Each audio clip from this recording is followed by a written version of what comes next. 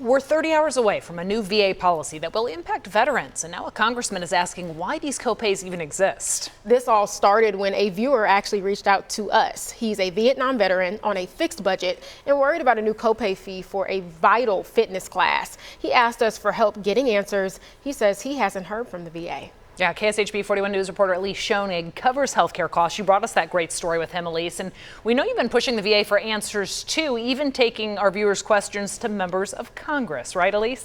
Yeah, that's exactly right, Caitlin. We heard the voices of these veterans here all throughout last week. Now, since the VA still hasn't responded to me, I reached out to 2 members of Congress. The goal here, to get the veterans I'm talking to the answers they need and, quite frankly, deserve. Now, they still don't know for sure if they'll be paying that extra $180 a month, and if they are, that starts Wednesday.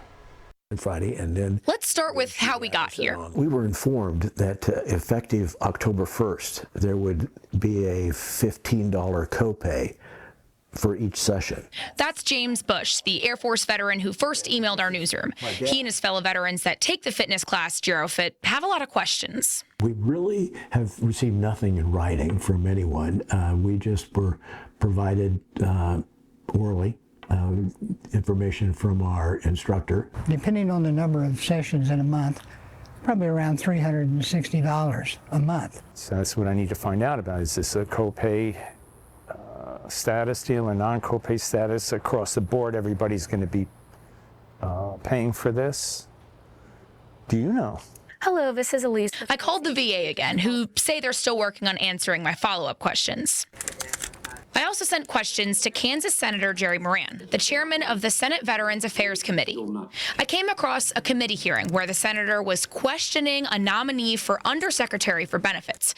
Moran noted the VA's longstanding issues communicating benefits to veterans. Veterans ought to know what to expect. I wanted to make you aware of this. Is a story that I have been working on. And I interviewed Missouri Congressman Mark Alford, who serves as the vice chair of the Military Construction and VA Subcommittee on Appropriations.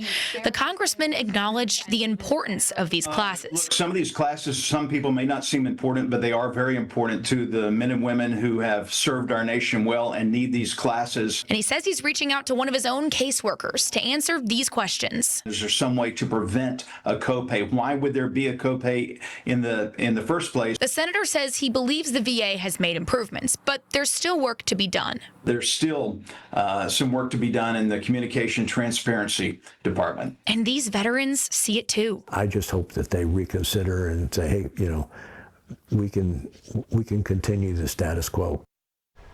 Okay, so you can scan the QR code there on your screen if you have any questions for me to look into, and I've already received more than a dozen. So it's been 5 days since I officially heard back from the VA when I asked those follow-up questions. Don't worry, I'll keep checking in, and the teams of Congressman Alford and Senator Moran are doing their own research now, so I'll also make sure to follow up with what they learn.